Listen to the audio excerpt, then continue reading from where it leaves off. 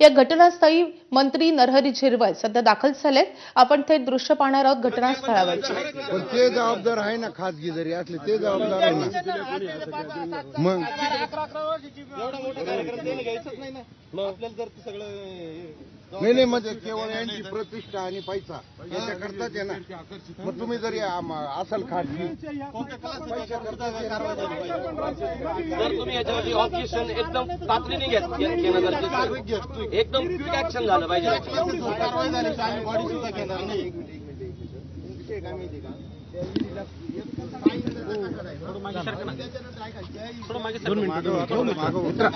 Hello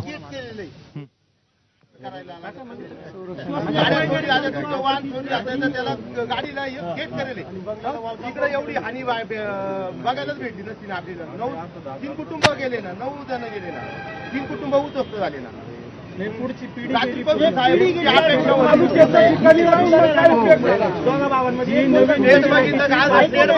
पूर्ण रस्ता दिसतोय पुढे। आणि सर तिथं सिमेंटकरण केलं ते सुद्धा चुकीचं केलेलं आहे। सिमेंटकरण केलेलं आहे वरून विहिरीपर्यंत एवढ्याच अंतरावरती सिमेंटकरण रस्ता आहे सर। काय गरज आहे एवढा सिमेंटकरण रस्ता करण्याची मला सांग। बरोबर आहे का नाही? तुम्ही टर्न पर्यंत सिमेंट रस्ता करा ना सर। विहिरीच्या कोपऱ्यापर्यंत सिमेंटकरण केलेलं आहे, हे शासन जबाबदार नाही घ्यायला आहे का नाही? हे नगरपंचायतीचं पण काम आहे। त्याची विहीर आहे, तो गाड्याला गेट करतो, इकडे विहिरीला नाही का? त्या विहिरीला केला असतं तर आज एवढे 9 जण काहीतरी झालं असतं ना सर। आज 2 कुटुंब उद्ध्वस्त होऊन गेले। भीत बांधली असती तर एवढे जणांचा जीव वाचला असतात। आज काय होणार आहे? सरकार येणार आहे, समजा साहेब येणार आहे, काय करणार आहे? पैसे मंजूर करणार आहे, होणार आहे काय? दुसऱ्या काय करणार? पण याच्या पुढे कोणाची हानी नाही हो म्हणून याची पूर्ण दक्षता झाली पाहिजे। एकदम फास्ट कारवाई झाली पाहिजे। साहेब तुम्हाला आमच्यापर्यंत यायची गरज नसते। या बारीक बारीक गोष्टीकडे नगरपंचायतीला लक्ष देणं काम आहे, तुमच्या काही लेवलचं काम नाही, हे नगरपंचायतीचं काम आहे। त्यांनी किरकोळ लक्ष दिलं असतं तर आधी ती आली नसती।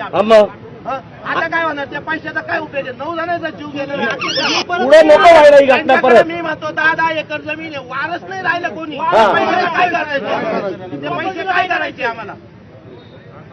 विहिरी मालक त्याच्यावर कारवाई झाली, आधीच या खर्च केला असता तर आज ही वेळ आली नसती।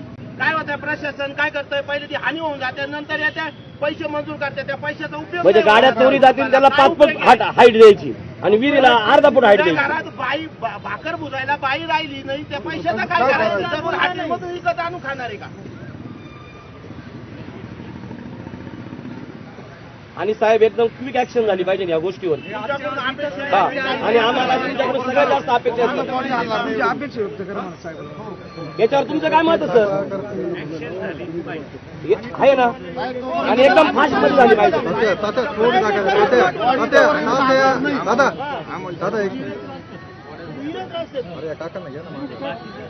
फोन करतो थांबरे।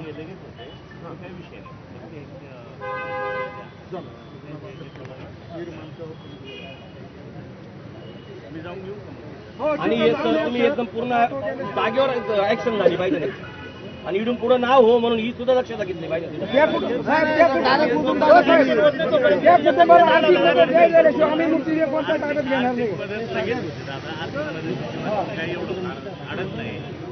कुटुंबात उघडे व पूर्ण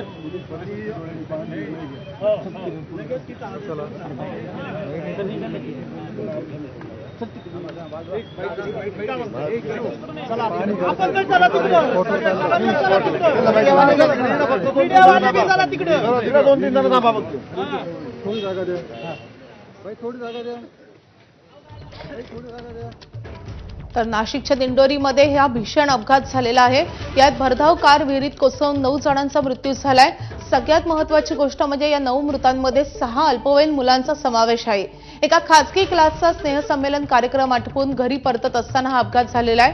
या अपघातात इंदोरे गावातील दरगुडे कुटुंबातील 9 जणांचा दुर्दैवी मृत्यू झालाय। विहिरीमुळे हा अपघात झाल्याचं बोललं जातंय।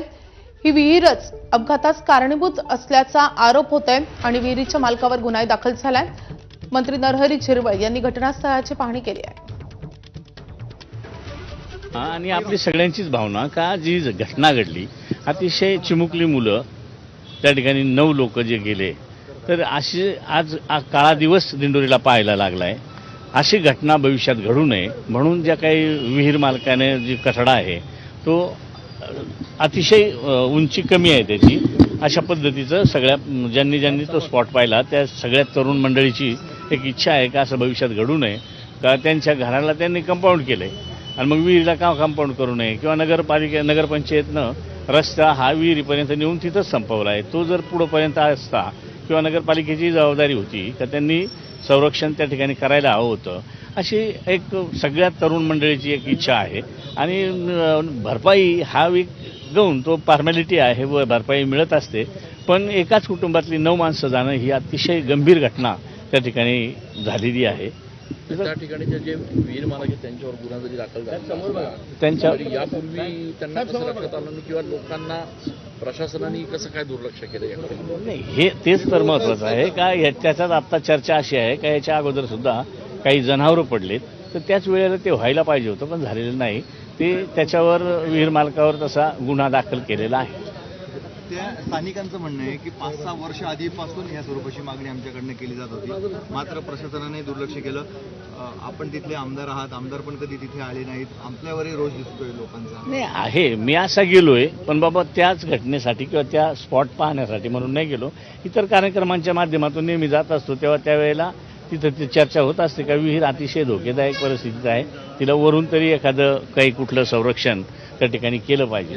तात्काळ काही कारवाई होणार आहे? तात्काळ कार्यवाही होईल.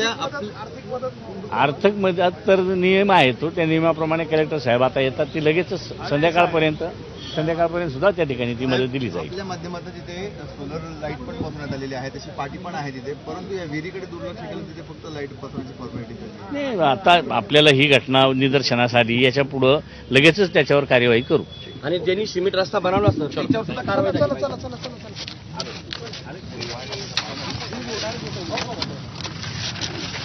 आणि तत्काळ कारवाई करणार आहेत. त्यासोबतच कलेक्टर या सगळ्याची पाहणी करून आजच मदतीची घोषणा करतील असं देखील नरहरी झिरवळ यांनी म्हटलेलं आहे. तर रस्त्यालगतची ही विहीर अपघातास कारणीभूत ठरल्याचं बोललं जाते. विहिरीला कंपाऊंड का केलं नाही आणि त्यासोबतच एकाच कुटुंबातील 9 जणांचा मृत्यू ही अत्यंत दुर्दैवी घटना असल्याचं मंत्री नरहरी झिरवळ यांनी म्हटलंय.